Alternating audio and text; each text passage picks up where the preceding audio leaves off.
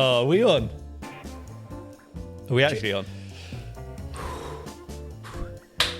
Do you like we need what we need is like a pre-podcast warm-up. Like a little sir. Vocally. Ooh. Ooh, ooh, ooh. Have you got a good voice? Should I do my Jim Carrey?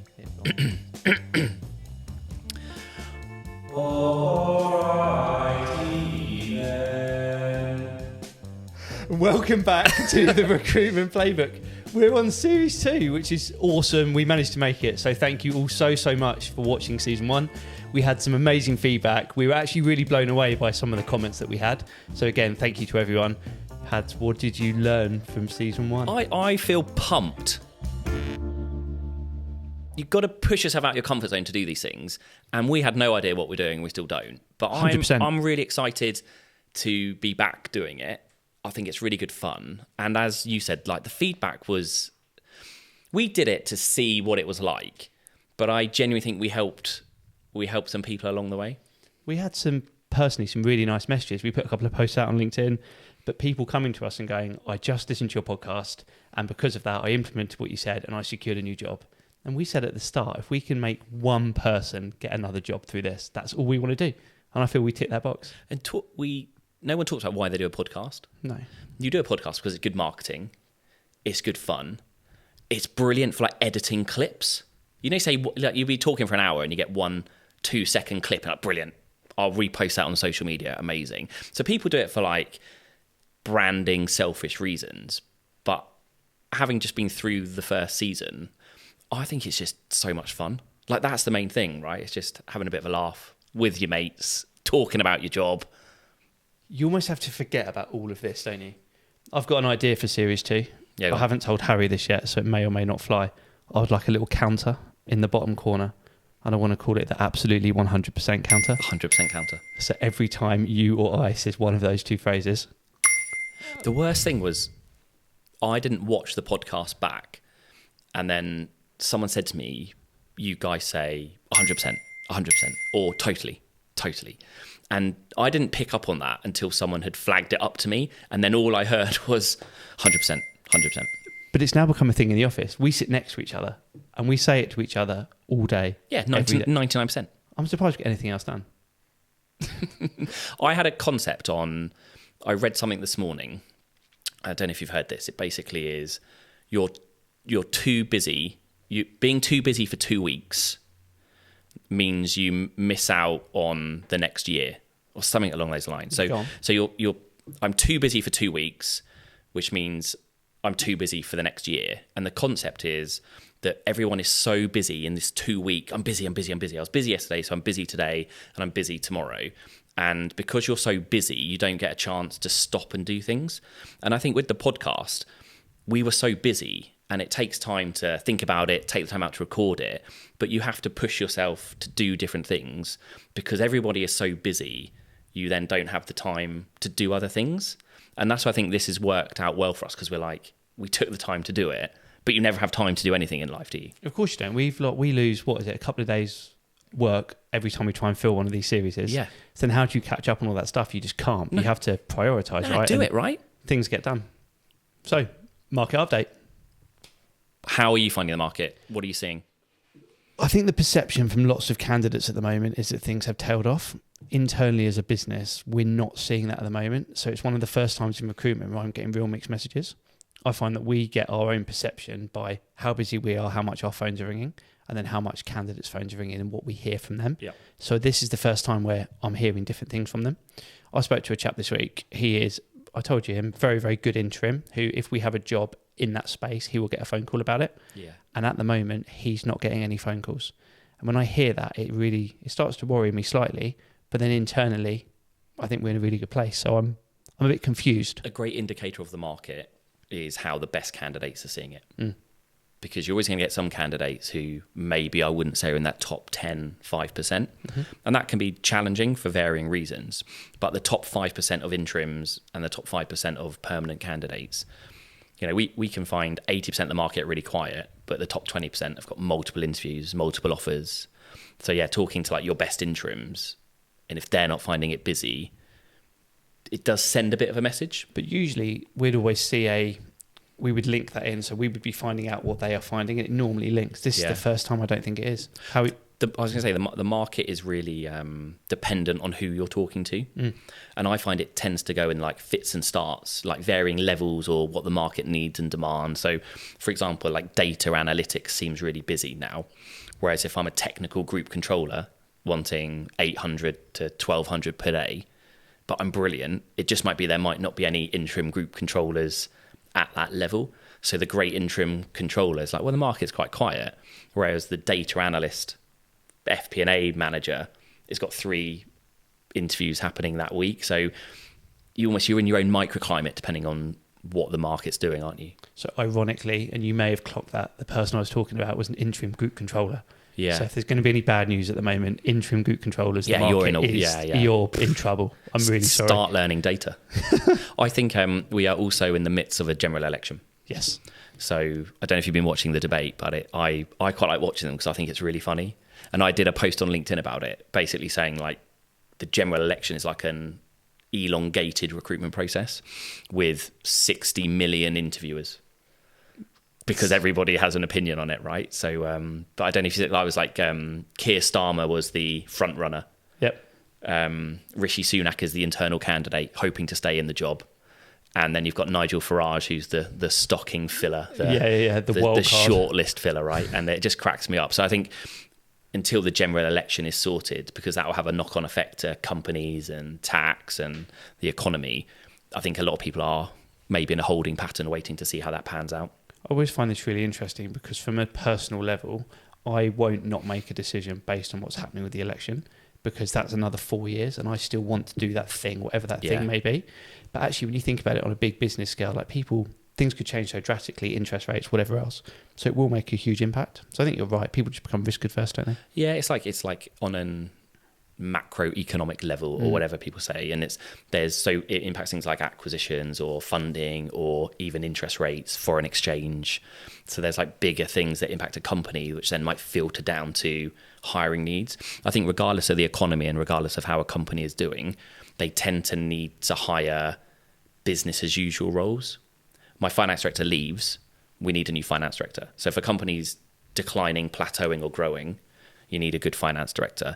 Where you tend to find it slows up a little bit is we're launching a new product, so we need a new finance function or a new HR function to manage that expansion. If the expansion isn't there, the hiring isn't there. So it's almost the nice to have the growth hires that maybe get put on hold.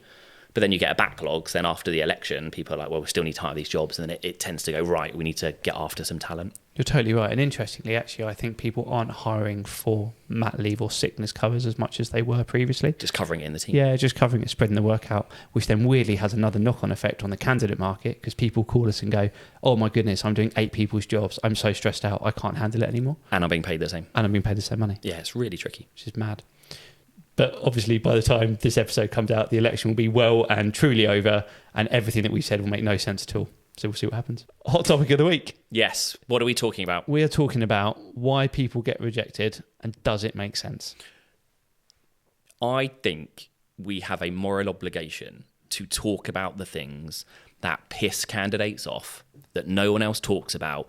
Everyone knows it's there, but we all shy away from discussing it or ripping the plaster off it, and why people get rejected for varying reasons is a bone of contention for candidates. On that, when we set this podcast out, we said we were going to talk about the hard stuff that no one wants to hear. Yeah, let's talk. Yeah, and we did a bit, but I don't think we ripped it off. Let's crank it up a notch. Okay, what's the number one reason a candidate's CV doesn't get reviewed? Amazing shortlist. Mm-hmm. Present it to the client. Mm-hmm. I'll see candidate 1, 2, 3, and 4. I'm not seeing candidate 5. Oh, why, Patrick? Are you not seeing candidate number 5? They've moved around a bit. And how much is a bit? They're a bit jumpy. How many jobs have they had in the last 5 years? 3 jobs. That's quite jumpy. 1 was interim. 1 they got made redundant. 1 hasn't worked out, so they're looking to leave. What's the cut-off point on the number of jobs in 5 years that's acceptable to most clients' eyes? 1 or 2. I agree with you. And it shouldn't be, but it is. And if anyone says any different, they're just lying, or they don't want to give feedback that will offend people. I think I know why. Go on. Because I say to the client, that candidate's really, really good. Let me talk you through the reasons. Let me talk you through the skill sets they've picked up. And the rebuttal is, they may be really good, but I've got what I want here. So I've got 5 other candidates that are progressive and stable and loyal. And if they were loyal here, they'll be loyal for me. And then when you really dig down into the client's mindset, they tend to say they've done interim jobs. So if they wanted to do an interim job, they've made a conscious decision to do interim jobs. So they want to be an interim. So now why do they want to be a perm person? Because the interim market's dried up. Like, what's their mindset? And I don't want to take that risk. They keep making bad choices. And I want someone who can own their decisions and why do they keep picking the wrong companies. They're incapable, so they're getting fired. We get clients go, oh, they've left their job, have they? And the intimation is if they were brilliant at their job, they wouldn't have left it, or they would have made a better decision. And it's snap decisions like that come across as really harsh. We a big part of our job is telling the story on behalf of candidates and of clients, but of candidate CVs. And we can influence to a level. Yeah. But if the facts that we're faced with still have those timeframes in, it can be really hard to influence a certain high percentage of people. And nobody ever gets fired for hiring the safe bet. You hire the Big Four qualified second job out of practice person who stayed in that job for 3 years and had 2 promotions. That's probably a good profile as a safe bet. Yeah, you mitigate risk. 100%. Oh, no. 100%. No, you do. You mitigate the risk of the hire. And I think when it comes to an interim or a jumpy CV, they might be the best candidate in the world, but why should I be the person to take that risk, that little risk that's in the back of my head? And it's definitely out there in the market and it's really challenging. And I do feel for people because flip it completely on its head. I work for a really steady, nice company for 6 years. And I'm in that same job for 6 years. And the client goes, oh, I would really like to see that person because they've demonstrated loyalty. They've been through cycles. They've seen a company grow. If they've done that for them, they'll do it for us. I would almost totally turn it around and say a candidate who's had 3 companies in 6 years might have encountered different issues, different systems, different sectors, different stakeholders. So there is an argument that someone who's seen more, done more, been through more challenges actually could be a more nimble, well-rounded candidate for a process. And my final caveat on this, George, is you don't hire the CV. Couldn't agree with you more. You hire the person. And if you don't meet the person, you can't reject or hire the person. They're not even getting in. So the jumpy CV, people are getting rejected for having a jumpy CV. So we're talking why getting rejected in processes. Yeah. There's obviously different parts of a process. Yeah. We look at the CV. Yeah. Jumpy CV number 1. Yeah. Any other big things that are getting people rejected on their CV alone? Just going back to the CV, if I'm a perm person, it can be hard to get a really senior interim job because I don't have the transformation, the change, that I haven't demonstrated those skill sets. If you are a professional contractor who wants to go perm, it's near on impossible. It's really challenging. And there is an avenue to negate that. And we see it all the time where we'll be recruiting a finance director job and we put an interim in to cover the process. And we love doing that because if there's a gap in a company, getting an interim in steadies the ship, starts working, helps scope out the role, the handover, they pick up a lot of the rubbish, the handover is much better, which means the integration of the perm hire is much smoother, they tend to stay. So if you've got an interim who's immediately available who wants to be perm, their best bet is to go for the interim jobs where there's a perm process, do it for 3 months, show how great they are, and then say to the board or the hiring manager, hey, look, I love being here, I'd love to stay. So they get an opportunity to do the job and stay in the job.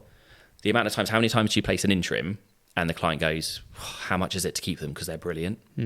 So utilising that avenue is a really good way to negate the temp into a perm process. And quickly, and we probably don't have time to go through all of them, but maybe at a later date we can. People get rejected for being qualified by experience. So there's a stigma that if you're not a qualified accountant, you can't do the job. And again, it leans back to, it's not that I don't like them, it's just I can find a qualified accountant for the same money who's a similar person with a similar skill set. So if I've got 1 versus 2, but 1 has the qualification of the same and 2 doesn't, I'm going to take the qualification. So people definitely get, and that does frustrate people. I have a story on this very quickly. Yeah, go.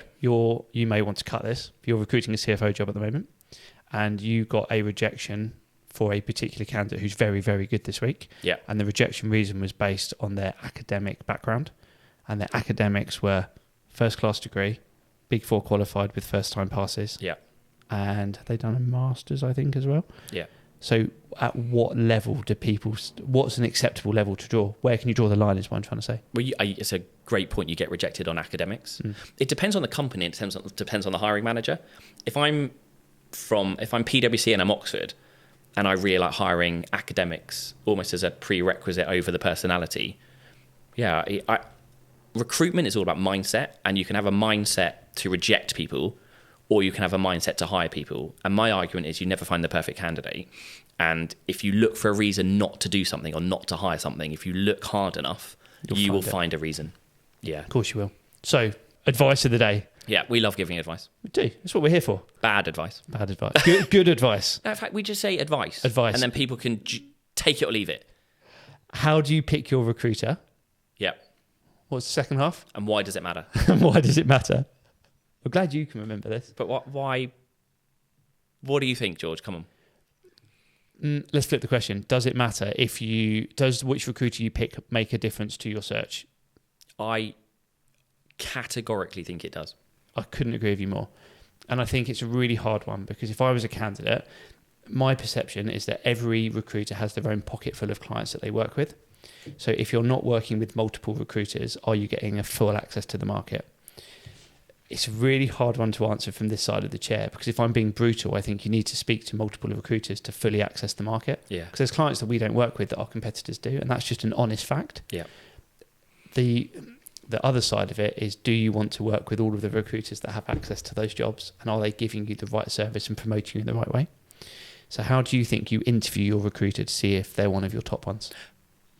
On that point, there is logic that says if recruiter X just has the job I want, going through recruiter X for that job is a means to an end. So the wider my net, I'm hedging my bets, the more opportunities I might get. And I think there is logic to that. You know, you and I have been fortunate enough to work with some amazing recruiters. Off the top of your head now, just think of 5. If a candidate I rate goes and meets those 5 recruiters I've worked with who I know are brilliant, they're still going to get a great service. And as you said, they're going to get access to clients that those recruiters have individually nurtured and built. So picking multiple recruiters isn't an issue. It's just making sure they're the right recruiters. But then on the flip side, how many times do you get a message from a candidate that says, hey, I'm going for this interview, I haven't really been prepped for it, can you help me? Yeah. And that's something that I get relatively frequently. Yeah. And I think the message is, even if maybe you're not getting the support from the recruiter that's got you the job, feel free to use those that you like in your network to take that advice. I think you have to. So I'm a professional. Let's say I'm a really talented financial controller, and in every aspect of my life, I take control. I sort out the group reporting, I sign that off, I book my own holidays, I change my mortgage, I pick the school my kids go to. I'm that person. But for the fundamental part of your life, which is finding your next job, you have to relinquish control to someone you don't really know. And in every other thing, okay, there's like legal and medical things that you delegate, but it's really interesting where you give a high-powered, very proactive person, they give that access to a recruiter to manage their search. And it frustrates people because they can't do it themselves. Recruiters are almost seen as the gatekeeper that they need to get through to get to the job, and they just want to do it themselves. So if I am that person, yeah, and I accept I have to relinquish control, yeah, I'm going to want to pick the person that I think will do the best job for me. That is the point. It's, if you can't tell this is what I say to any candidate, if you can't tell your own story, find someone who can tell it the same, if not better than you can.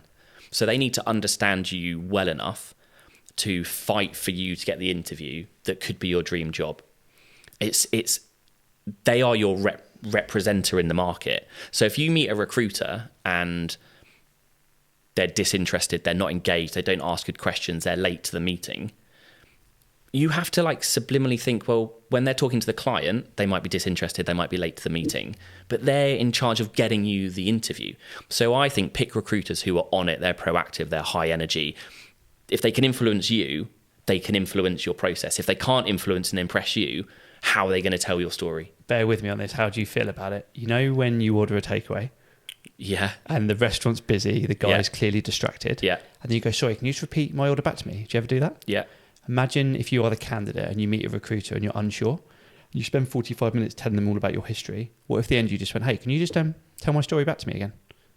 That might be a really nice acid test to go, do they get it? You panicked me then, because honestly, I don't know what I thought about. Friday night, you've had a mad week. Yeah. You order a takeaway. It turns up, and I don't know about you, but we're like pretending not to look for the delivery guy. Oh no, we're like, oh, look, you know, it turns up, and it's the wrong takeaway. Oh, don't. Have you had that? Yeah, I've had that. And you're like, it's now 8:30. I'm so hungry. I'm a bit deflated because I was really looking forward to that, and this has turned up. Do you complain? Do you drive there and you go, oh, do you know what? Let's just eat this and we'll write that one off. Metaphorically speaking, a bad recruiter is like getting the wrong curry turn up on a Friday night. I think we've just opened with the best advice we're going to give all season. There are some acid. Yeah, I wanted a chicken tikka masala. That chicken tikka masala I didn't get is you missing the dream job. I'll tell you 2 quick things. When you talk to a recruiter about a job, this is a great acid test. So phone me about a job. Hey, Paddy, it's George. I've got a job for you. Brilliant. What is it? What's it doing? You tell me. And normally recruiters are really excitable. So they go, we've got a great job. It's in this location. It's paying this much money. I think you'll be great. We love a superlative. This is the dream job for you. I hate superlatives. I hate it, mate. Anyone, I think our job is to factually tell someone about a job, try and put them off. You add on 20% more stress and take off 20% shine. You're probably about right. But going back to the job, it's like, I've got a great role. It's going to be the dream job for you, George. Ask them these questions. How many employees in the company? What is their current turnover? What is their profit? Talk to me just tangibly, talk me through their business model and how do they make money? How have their results differed in the last 3 years?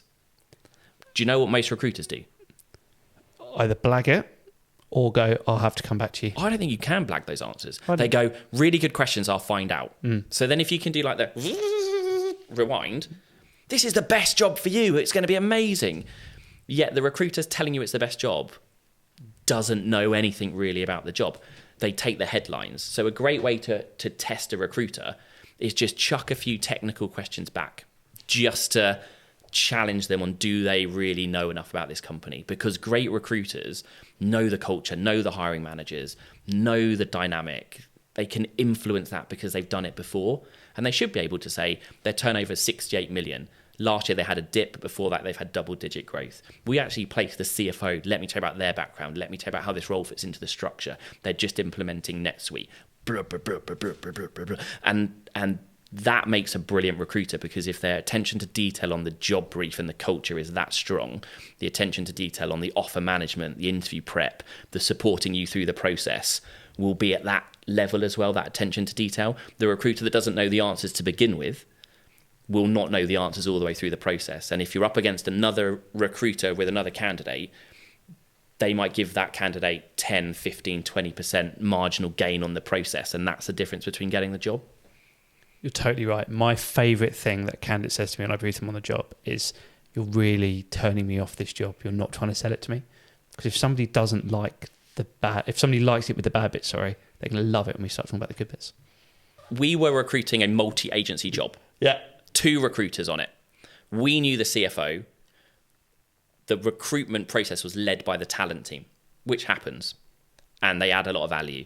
The CFO was really busy. So 2 recruiters are briefed. We pulled together a shortlist of 4 candidates, so did the other recruiter. I phoned a candidate who I thought was great for the job, and she had already been spoken to about this role by the other recruiter. And I was like, look, great, I think you'd be brilliant for the role. Good luck with your application. Because we knew the CFO so well, we phoned the CFO, had a meeting with the CFO and said, hey, you should see these 4 people. They're really, really good. See them next week. You see these 4, you'll get the job filled. Because we had a relationship, the CFO saw our 4 candidates, second interviewed 2, offered the job. The candidate that was brilliant through the other recruiter didn't get an interview, not because she wasn't a brilliant candidate. It's just because we influenced the process. And sometimes you can be represented by a recruiter in brilliantly, but because they don't have the link to influence the process with that hiring manager, you can miss out. And I don't think people understand the dynamics behind the scenes of a trust with a recruiter you know versus a trust with a recruiter you don't. I think it's also a really good lesson for clients in going single recruiter or multiple recruiters. Do we do it through our internal team? Do we use someone that we know and trust and gets our business right? Yeah. Right, quick fire questions. I was just echoing you. Quick fire. Questions. Where are the questions? We need some questions.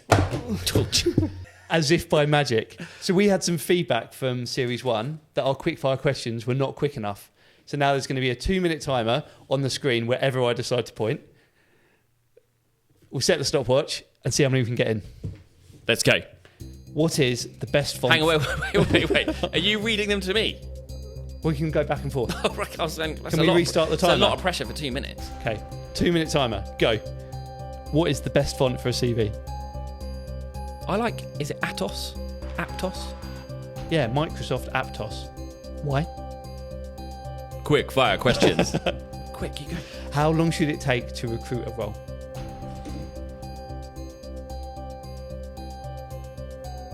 Three weeks. Quick fire questions. It depends on the job. It depends on the company. It depends on the job. It depends on the salary. It depends on how many interviewers. It's a stupid question. No, I'd say three. Quick fire questions. Of the 3 weeks. 3 weeks. Cool. You can fill any job in 3 weeks. All right. You wanted to read something. Okay. What aftershave is Patrick wearing today? Probably Mont Blanc. Correct. What is the greatest song from the film The Bodyguard? Oh, I don't know. It's your favourite. I'm just making these up. I'm really sorry. Okay, what is the worst thing about recruitment? The perception of the industry. The incorrect perception of the industry. Thanks for. But some of no smoke without fire. Yeah. Some of it's awful. Some of it is awful. But we're rewriting the playbook. What is the perfect answer to hybrid working? 50-50, 3 and 2 split in favour of being in the office. What are the most common working hours now? On paper, 9 to 5:30. In practice, 8 till 6. And the final question. A lot of quick fire questions. We get all 5 in. How many stages should there be in a finance director process? And that's all we've got time for today. No, go on. 4 to 5. And if it's anything like the role I'm recruiting, 18. 19. Thank you so much. It's awesome to be back for season 2. Please keep watching, liking, subscribing, share it with your friends, add us on Spotify, and we'll see you next week.